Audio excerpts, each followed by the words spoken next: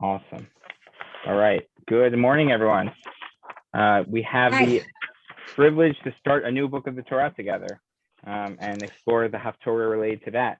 We have the Haftorah of Parshat Shemot, which for us Ashkenazim, or I say for myself, who is an Ashkenazi descent, that means that we have the privilege of studying the book of Yeshayahu, of Isaiah, beginning chapter 27, in the middle of the chapter, verse 6, through the middle of chapter 28, verse 13, and then 2 verses from chapter 29. The Sephardic tradition is that they actually read from the words of Yirmiyahu from Jeremiah, the first chapter, which for some of the other ones where we have divergent ones, if last year we talked about the Ashkenazic rite, this year we'll talk about the Sephardic rite. But this year it's a little different. Our Shemot is an exception because we do read that Haftorah elsewhere over the course of the year, in particular in preparation for Tisha B'Av. So we do cover it, and it is not a problem. It's the first of the Shlosha de Peranuta, the 3 Haftorot of calamity that we read in the beginning of Haftorah, of Shabbat in the summer. So it's in the article Chumash on page 1146 in the back. And just on a personal note, it's an exciting Haftorah because it is my bar mitzvah Haftorah, my bar mitzvah. Ironically, my birthday was this past week. I say that ironically because really my Hebrew birthday is Hanukkah, which is many moons ago. But it's just a good story to show you, that everything has mazel, everything has luck. My bar mitzvah parsha should have been Parshat Vayigash. Should have been Parshat Miketz in before that. But we had a very close family friend who was born a day before me. So from my birth, they said, no, you'll do Vayigash, we'll do Miketz. Once I was doing Vayigash, my father said, Vayechi is such a beautiful parsha with all the blessings of Yaakov. That should be your bar mitzvah parsha. So that's what I started to learn. And he forgot to book it with the shul, and someone else booked it. So we had to get bumped to Parshat Shemot. I realized he was the rabbi of the shul. So like a classic story of the shoemaker's children going without shoes. But alas, Parshat Shemot was my bar mitzvah parsha, and this Haftorah was my bar mitzvah Haftorah. So I love studying it. Belated happy birthday. Thank you. Before we dive in, we sort of talked about last time the reason why the Ashkenazi tradition is somewhere else and the Sephardic tradition is somewhere else. And I'll just reiterate that point. So I think it's an interesting piece, but if you want to understand it deeply, you can listen to the recording from last year. But like in any parsha, one of the main reasons why we read the Haftorah is to amplify certain themes in a parsha. But parshiot are not monolithic, right? There are different themes that are going to come out in the parshiot. But particularly as we get to parshiot, they're going to have different laws and different stories, right? They're not going to be one continuous story. And there are different even storylines interwoven into the Haftorah, into a parsha. Our parsha, for example, is no exception. You have 2 major themes. One is the servitude and slavery that begins of the Jewish people. And interwoven in that is a second storyline, which is the birth and commissioning of the first Jewish savior and prophet and leader, Moshe Rabbeinu, right? He's born in our parsha. He meets his family. He becomes a prophet, and in other words, and so forth, right? 2 different themes. And when you're choosing a Haftorah, you're going to have to ask yourself, which theme am I articulating, or which theme am I echoing? Is it the first theme or the second theme? So we Ashkenazim focus more on that first theme about the steps into servitude, into Egypt, the existence of the nation as it develops at the beginning of Parshat Shemot. And the Sephardic tradition chooses a Haftorah that really deals with the consecration and commissioning of a prophet, right? It is the first chapter of Jeremiah, which is Jeremiah's Nevuah Haftasha, which is what we call is the commissioning or the designation prophecy his origin story. It's the beginning, that first conversation with God.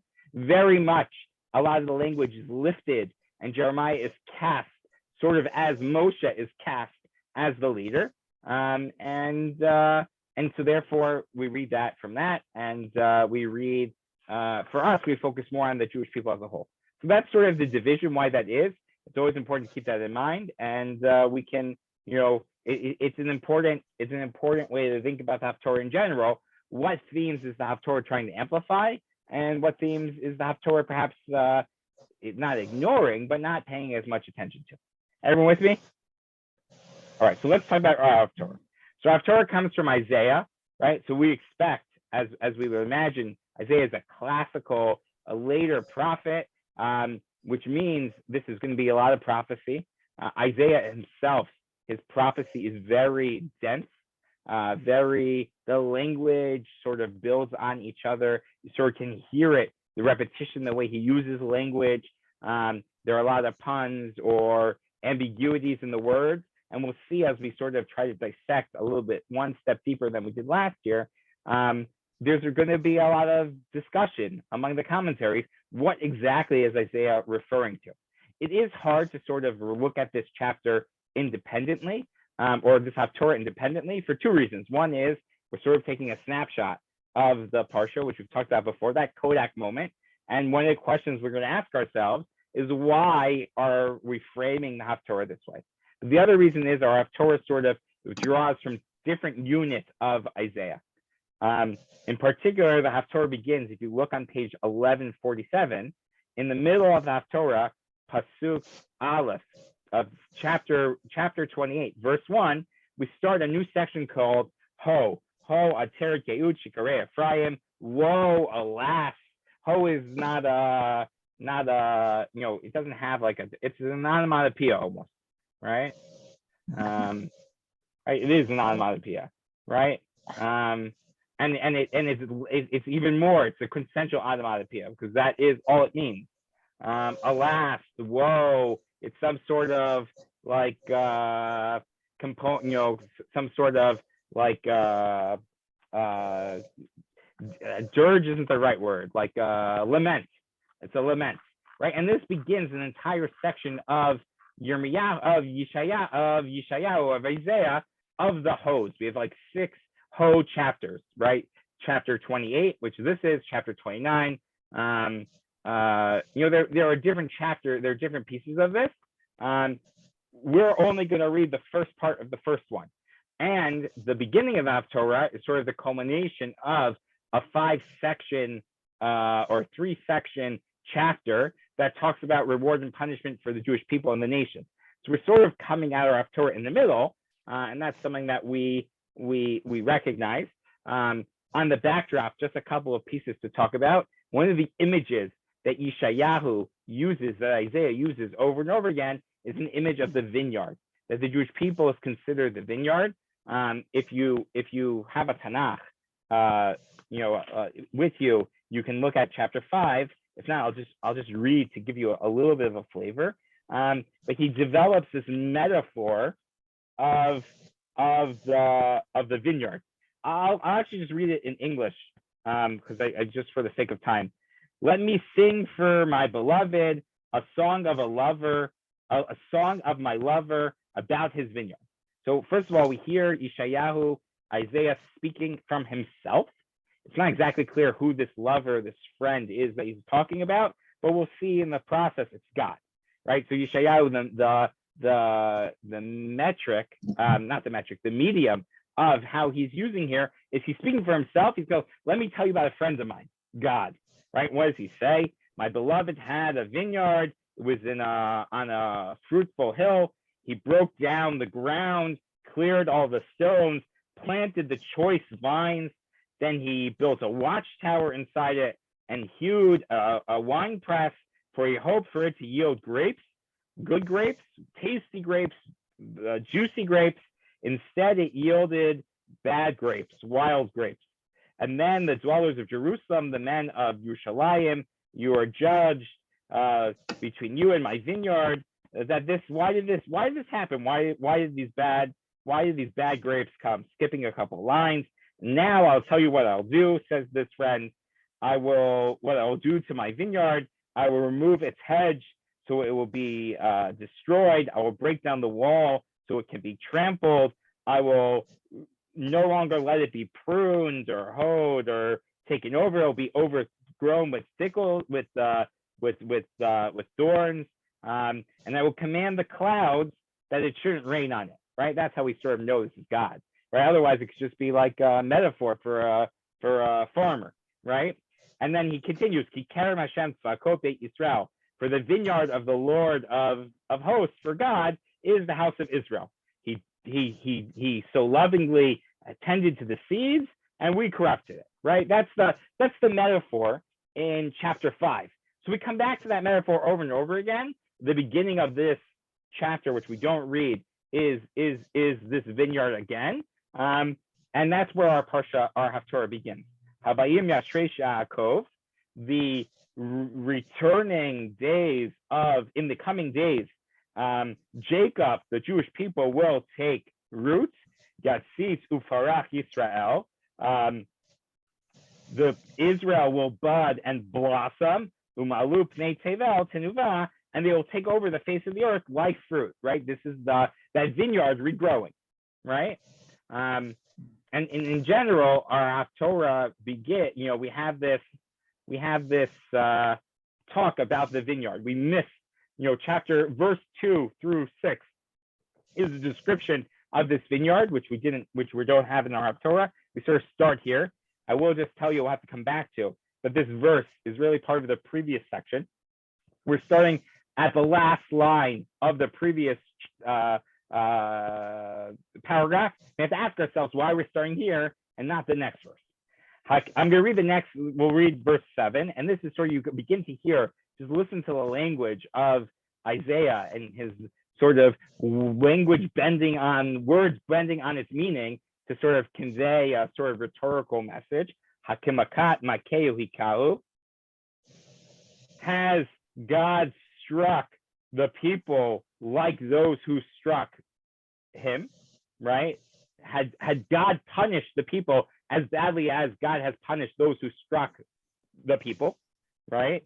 In Keherik, Harugav, Horag, right? This thrice using the same shoresh in different forms to create sort of like this repetitious idea to sort of very linguistically, elegantly refer to Jewish people's judgment vis-a-vis other people.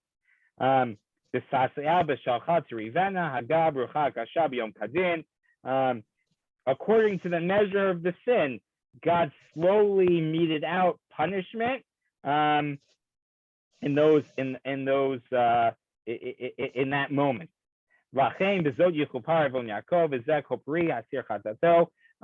This is God saying, what's God saying? God's saying, I haven't been so harsh yet with the people, right?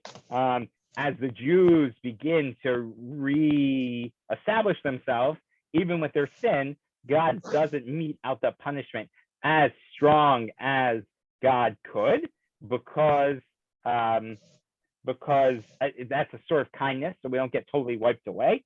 And it's sort of midah keneged midah, measure for measure. I want to come back to that point in a second, but I want to go back to the vineyard. So there's this image of the vineyard, right? One of the reasons why Yeshayahu talks about vineyard, and you hear about this very long metaphor of God being the worker of the land, right? And you hear that here also, and we're going to talk about knocking down. If you look at about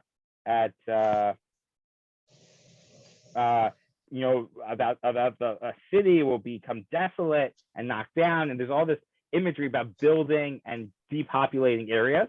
Part of that is Yeshayahu speaking to the northern kingdom, to a time of Uzziah, who is known as who likes to model himself as the worker of the land. That's sort of the message, the propaganda that Uzziah is sort of putting out to everyone. And so Yeshayahu uses that metaphor in almost a rhetorical or subversive way by saying, you think you're the planter, you think you're the great builder of agriculture and abundance. No, God is the planter. God is the master vineyard maker, right? It's sort of this implicit rejection of the image that Yeshayahu is fighting against in the leadership. And one of the second part of our Torah is really a castigation of the leadership. And so Yeshayahu, even the metaphor that he's using, is itself an attack on the leadership. Right? I'll give an analogous example, which I love to talk about. You have in Amos, it's one of the Haftarahs that unfortunately we didn't read together. You have in Amos this image over and over again that God roars like a lion, right? Hashem mitzion yishag, that God roars like a lion, and that God is the mighty lion roaring, right? Why is Amos using that imagery? So Amos is speaking during the reign of Yeravam II. Yeravam II is one of the leaders of the northern kingdom. And Yeravam, part of the propaganda of Yeravam is that Yeravam fashions himself as the great lion, the great leader, and his seal, his symbol, which we actually have, is a lion. Is a lion. Right, which by the way is part of this information or attack against the kingdom of Judah, which is obviously the lion. So if you look over here at this, we have found this clay seal. We've also seen like different. Can you see this clay seal? Oh. You see, there's a lion here, right? This is actually on some of the old Israeli coins. Has this lion symbol. So when Amos is saying God roars like a lion, God is ferocious and furious. Oh, thank you, Times of Israel. Is strong, proud like a lion, right?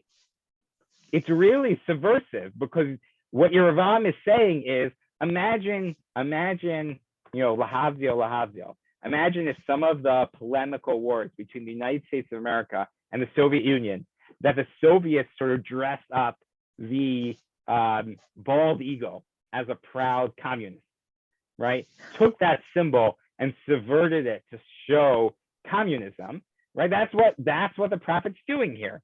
That's what the prophet's doing here.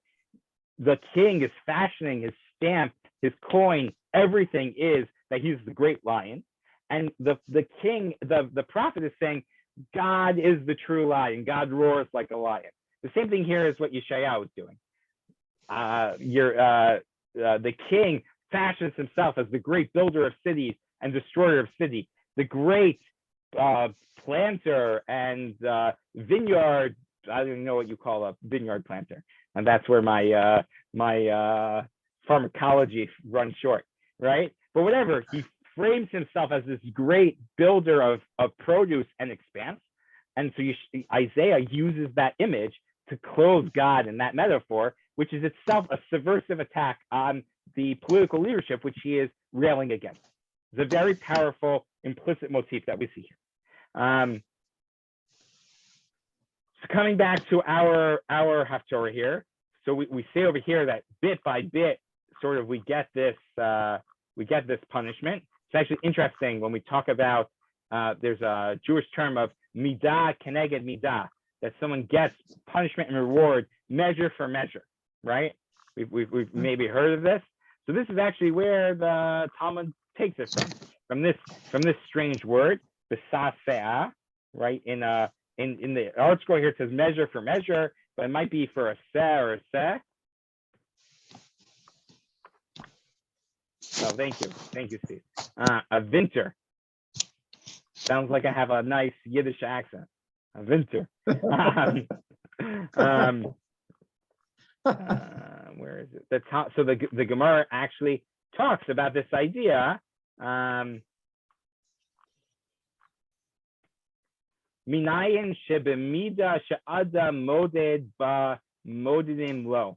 The Gemara in Sota says, from where do we know that a person receives in measure that he measures out, right? Measure for measure. Shenemar, as it says, b'sasea b'shalcha tirivena. As it says, by asa for asa is a measure, a dry measure and a liquid measure. mass. It's a large measure. There are 6 kav to a sa. You have a half kav, a quarter kav, an eighth of a kav. Right, a sa is a very large measure. A mikvah, for example, holds 40 sa of water. It's a very large amount. So the Gemara then says, Shnei we learn from this first, right? This is how we know God meets out punishment and reward measure for measure.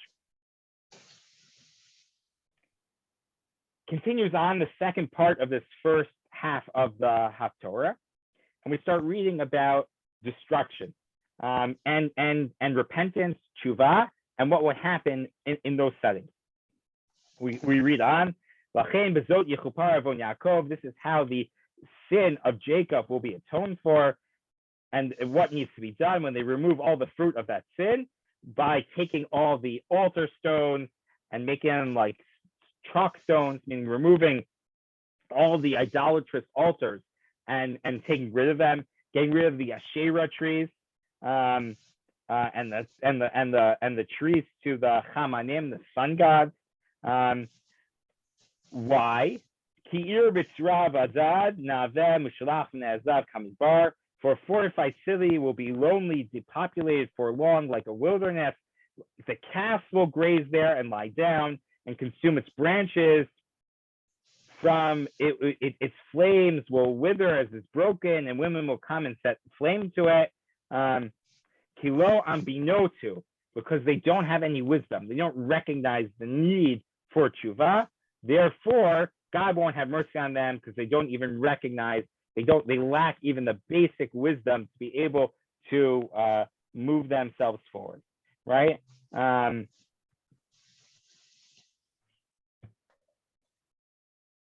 What exactly is going on here? What is exactly going on here? Who are we referring to? This is actually a debate. Are we referring to the people who subjugated the Jewish people? God says when the Jewish people come back, even though they'll sin, they'll get punishment a bit by bit, but not like the city, the great cities that exiled them, that will be totally punished and destroyed because they don't have any tfuna, any knowledge, any wisdom. They don't understand, and therefore that's what makes the Jewish people special, right? And that's what we're referring to over here. And that is what, for example, Rashi says. The Radak says that this is about the Jewish people, that the Jewish people don't do tshuva. The Jewish people can't figure out that you have to do tshuva, you have to repent to lead to redemption, and this is what will become of the people, right? It's actually very interesting. In the Torah, we have the same debate, right? In Parshat Hazinu, right, we say the Ein Bahem Tvuna, right? Moses is telling the Jewish people the last, let's say, oracle of what will come in the future, and tells the people, what's going to happen. Kilo ambinotu. No, I'm sorry, that is not this. In Devarim, I don't have it open. Hold on one second. In Devarim, in Hazinu, Moshe is laying out what will come. Chapter 32, verse 28. Ki goy oved atzot hema, for they are a nation bereft of counsel. Ve'ein bahem tivuna. They don't have any wisdom, any knowledge. It's 1106. If you have your art scroll chumash. But we're going back to Haftarah now.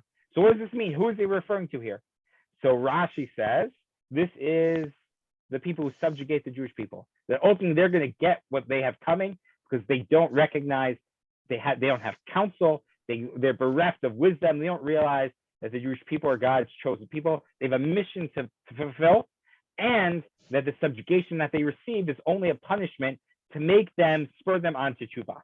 The Radak says the opposite. He says this is the Jewish people, right? It's the same debate in both places, right? What are we referring to? Who are these people bereft of knowledge? Continuing on, right? And really, you can read this Haftarah in different ways. So then we have over here this moment, what I will call this is the last part of the first part of our Haftarah. That day, the ultimate incredible redemption that comes to the people. And will be on that day. God will bring together all the way from the Euphrates to the Nile River, right? The whole civilized world. God will come and collect one by one all the Jews scattered across the world. And on that day, God will call out with a great shofar. All the foreigners, all the people will come, and the people in Ashur and Egypt will all recognize God. They'll come and prostrate themselves before God on the holy mountain, the Har Kodesh, in the temple in Jerusalem. Right? Beautiful, unbelievable, miraculous, right? Part of why our Haftarah is chosen for Parshat Shemot is that this is a form of redemption that we read, right? There are different redemptions that happen. There's the redemption that is a slow process that takes a lot of time, that, it's hard to see as it unfolds. And then there are the redemptions that, from day till tomorrow, Pharaoh, let the Jews go. If not, I'm going to unload 10 plagues on you, and we're going to light up the world with a new idea that is the Jewish people, right? That is the model of Parshat Shemot. That is the message that our Haftarah is trying to convey. And by the way, to the Jew in exile who is watching year after year after year, the kingdom that they live under, the dynasty, the oppressive government that they are stuck under, continues to be strong. Doesn't seem like there's any movement to redemption. We're reminding them that it can happen like that, the snap of a finger, right? All of a sudden, one day, God will come and collect all the people, all the Jews scattered, no matter how far you are. The great shofar will blow, and we'll all be back in Jerusalem, right? It's an unbelievable model of redemption, which, again, is very much in line with what we see in Parshat Shemot and the story that gets outlined in the Exodus, and also is an incredible comfort to the Jew in exile sitting in the pews in shul under Crusader rule, Spanish Inquisition, the Iron Curtain, the Nazis. You could travel through Jewish history and imagine how these words sort of play. This also, we're familiar with this verse about the shofar. It comes up over and over again on Rosh Hashanah. We talk about it a lot, right? And it's used in other places, but it is important to know this is the source of the shofar playing a redemptive role. Normally, when you think about where we hear the shofar, it's a call to battle, it's a call to travel, right? There are stories about shofars. We don't ever hear about it being a call for Geulah, for redemption, right? This is the first time that it's used. Yeshayahu, Isaiah is using it for that, and we sort of see that carry on, but this is the source for that. So much so that the Gemara actually says, there's a debate, when will Mashiach come? Is it in Nisan or is it in Tishrei? So the opinion that says that it's in Nisan suggests that the Tishrei Atidin Ligael, it's in Tishrei that it's supposed to be. How do we know? Because it says blow the shofar in Tishrei, and it says Yeshayahu forecast that in the future. In the future, Yitaka the shofar gadol. Now we're going to blow the shofar, shofar, bring it together, and that is how we know redemption is going to come in Tishrei. This is the source of that idea. Is our Haftarah. All right, that's the first part. First part of our Haftarah is God resettles the Jewish people, rooting. We see all this rooting and planting metaphors as sort of a slide, a snide sort of underhand attack on the king. We see that God doesn't punish the people as much as they should. That's seemingly like a praise, although perhaps that explains. Well, let's come back to it now. I said that the Haftarah, the paragraph break, is really after Pasuk Vav, before Pasuk Zayin, right? Pasuk Vav is the last sentence of the previous section. Why do we start with Habayim Yashrei Sha'akov?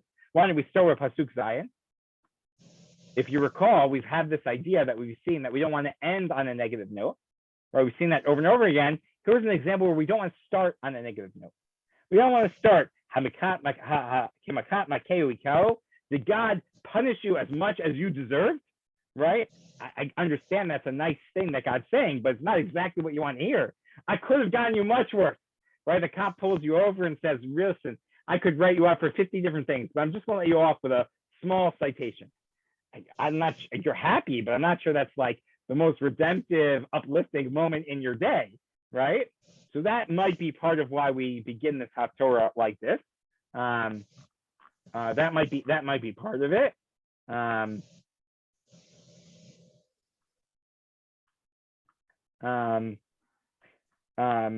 So that's it. Then we get to this next part about this town being destroyed. Is that the people? Is that the Jews or other people who don't recognize God's wisdom? Right? Is there no tzvuna? And then we have this unbelievable expression of quick redemption that's in line with Shemot and this very meaningful, optimistic view for the people. Then we sort of shift now to the second part of the Haftarah, right? One other reason, by the way, why we might start with Habayim Yashresh Yaakov, which I saw written by someone, is that how does Parshat Shemot begin? Does anyone know? Eila Shemot B'nei Yisrael Habayim Mitzrayim. These are the names of the people that come to Israel, that come down to Mitzrayim, to Egypt. So you have this double language of Habayim Yashresh Yaakov, and Eila Shemot B'nei Yisrael Habayim Mitzrayim. Right, so in the first verse, we sort of have this literary allusion to the beginning of our parsha. Maybe that's why, or maybe it's because we don't want to start too negative with the next sentence. We started a previous part, but either way, that might be sort of what connects why our Haftarah begins where it was chosen to begin. So we get this last part of our Haftarah, the Ho, the first of these woe call outs, and really what it describes is the impact of the vineyard going astray, right? We talk about the northern kingdom being intoxicated.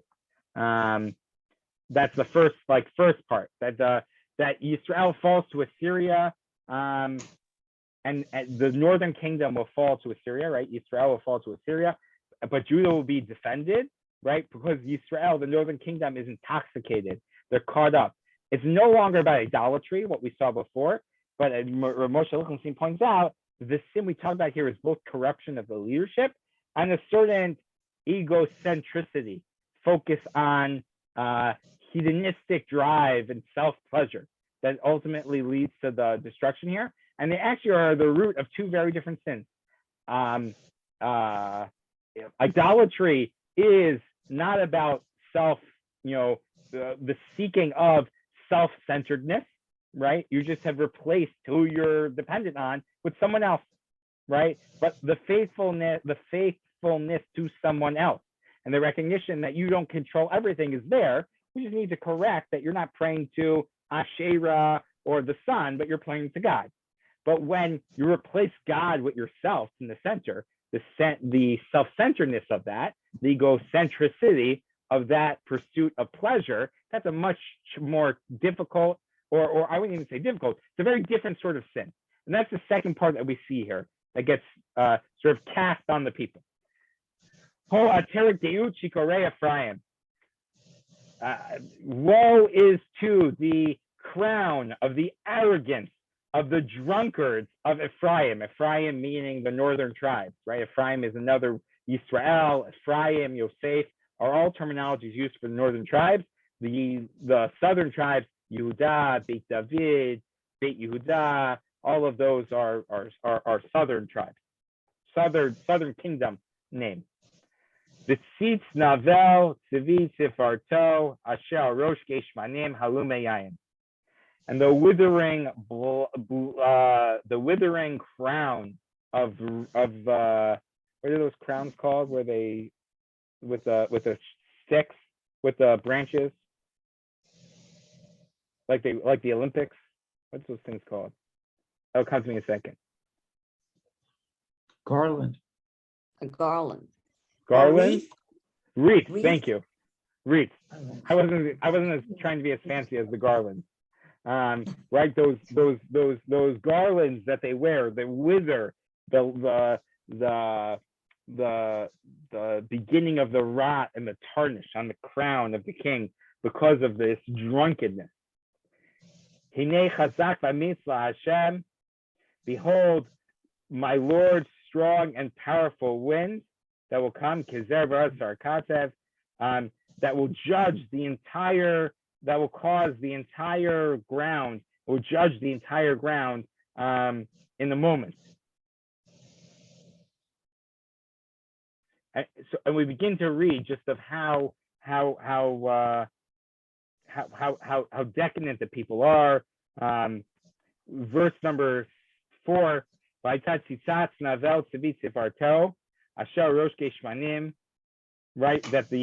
this crown, this withering crown that's on the head of these people, Rosh Geshmanim, that's on the valley of oil, I think is the way ArtScroll translates here.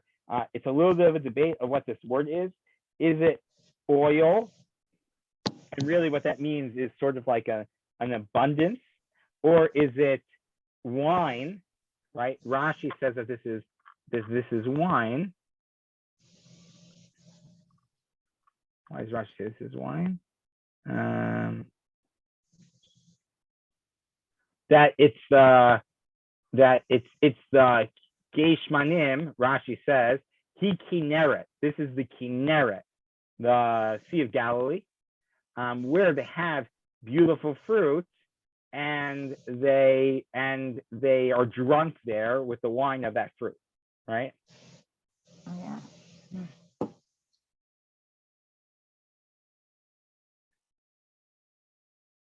By the way, we have, what do you say to someone who's like drunk? What do we say? They're hammered, right? You ever heard that expression? That comes from that. I don't know if it comes from it, but it's also alluded to in our Haftarah here, right? Verse 1, right? Asher rosh geshmanim halu meyayin. So we say they're battered because of wine, but ArtScroll misses the opportunity for such a great translation. They're hammered by the wine, right? That's really what it's saying over here. They're drunk, they're hammered, they're. If I could change that translation, that's the edit I would give, right? Right, that's what it means here. And what happens?